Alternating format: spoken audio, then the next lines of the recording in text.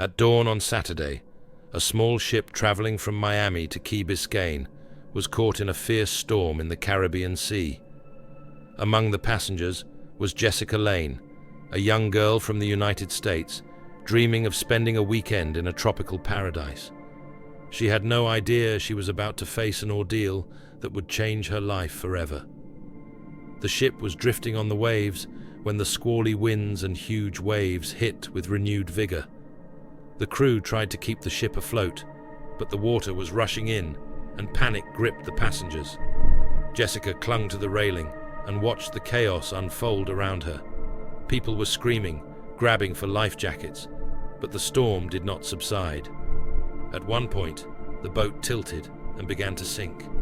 Jessica struggled to get out and grabbed onto the wooden wreckage of the boat. The waves tossed her from side to side. By the next morning, exhausted, she found herself on the shore of a tiny, uninhabited island. The wet sand beneath her feet seemed like salvation. She crawled ashore and immediately lost consciousness. When Jessica woke up, she struggled to get up. Her body ached, and her thirst and hunger were making themselves felt every minute. She looked around and saw that she was on an island covered with thick vegetation. Tall palm trees and numerous bushes blocked the view, creating an atmosphere of mystery. What alarmed Jessica, however, was that the island was silent. There was no bird song, no animal sounds. She decided to go deeper into the forest to find water and something to eat. Her search was successful when she came across a small spring of fresh water. After quenching her thirst, she began looking for fruit. She soon managed to find coconuts, but their tight shells proved too tough. She broke one with a rock and savored the sweet pulp. On the third day, Jessica was bold enough to explore the island. The thick bushes hid many secrets, but one discovery made her heart sink. As she made her way through the bushes, she came upon a clearing where human bones lay. They were scattered in disarray, as if they hadn't been touched in a long time. Jessica noticed, however, that the bones were oddly cleaned, as if they had been nibbled. Horrified, she hurried away from the place. However, her anxiety did not leave her. What had happened to those people? Who could have left such footprints? Unanswered questions tormented her. On the fourth day, Jessica came across an old cabin. It looked like it had been abandoned long ago. It was skewed, with a cracked roof. Inside, she found makeshift furniture, scattered bones, human skulls neatly arranged on shelves. In the midst of this chaos lay a diary written in careless handwriting. Turning the pages, Jessica learnt the story of an old man who turned out to be one of the survivors of a shipwreck that had happened years ago. The first entries were full of despair. He tried to survive on coconuts, fish, and roots, but hunger drove him to extreme measures. He began hunting other survivors. His diary was full of regret, loneliness, and confessions of what he had done. The last entries hinted that the old man had died of old age, leaving behind this eerie island filled with shadows of the past. Jessica spent the next night at the water source, struggling to sleep. She was haunted by nightmares about the bones she had found and the cabin. On the fifth day, she stood on the shore and spotted a rescue helicopter in the sky.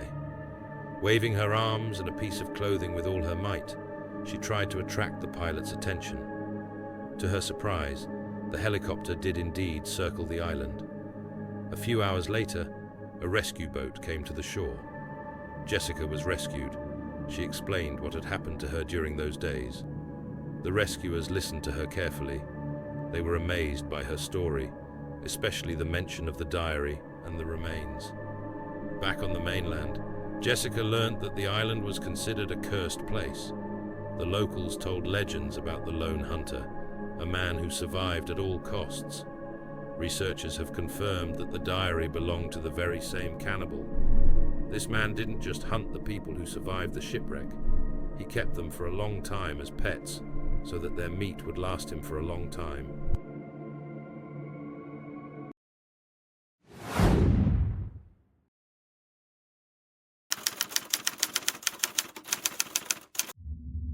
The Carlisle family lived in a small town in the eastern United States.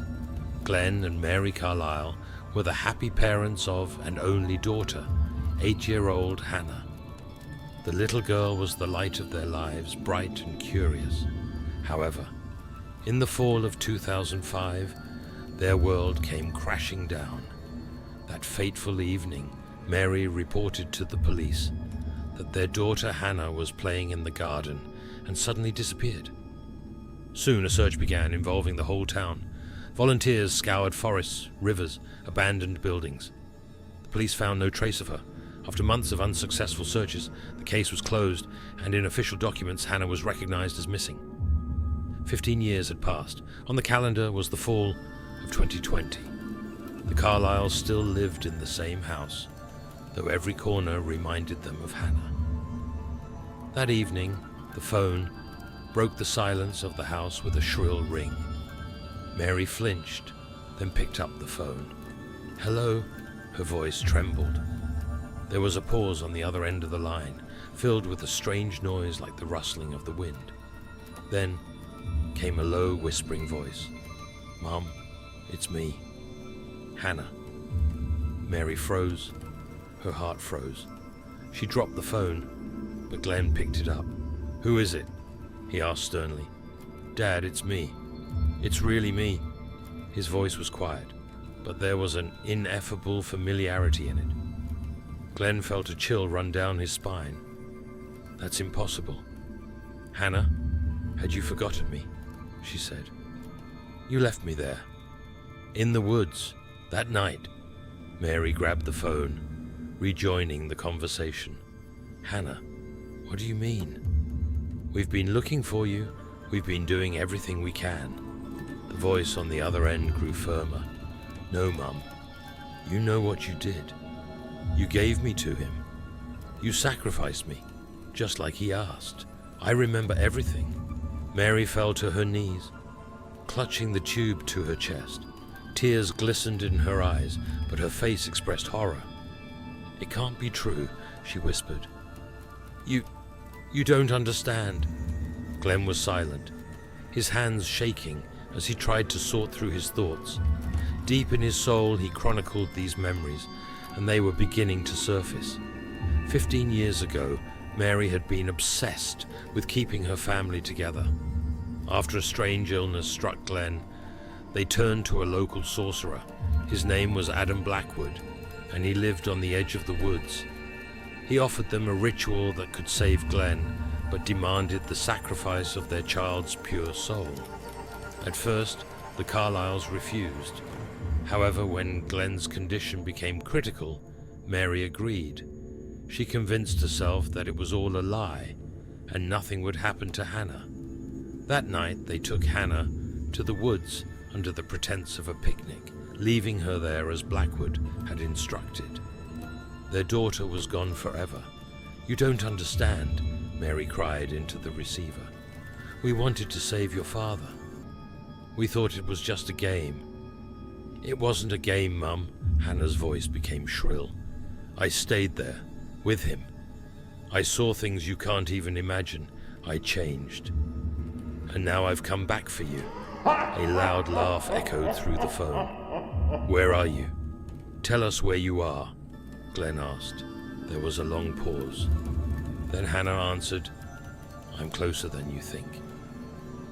The conversation was interrupted. Mary dropped the receiver and looked at her husband in horror. A few hours later, strange things began to happen in the house. First, light footsteps sounded in the hallway. Then, the old music player in the living room turned on, playing the lullaby Mary had sung to Hannah as a baby. Glenn and Mary locked the doors and closed the windows, but it didn't help. Every rustle, every creak made them flinch. "You have forgotten me, but I have come," Hannah's voice echoed throughout. "Now you will see what you have done." The lights went out, leaving the house in pitch blackness. The last thing Glenn and Mary heard was a quiet child's laughter that dissolved into the cold air. A week later, Glenn and Mary were discovered by neighbors. Mary had been strangled with a telephone wire, and Glenn was in the bathtub with his veins cut. The local paper said that the Carlisle house was supposedly cursed. However, people who approached it at night claimed to have heard a child whispering and saw a small figure among the trees.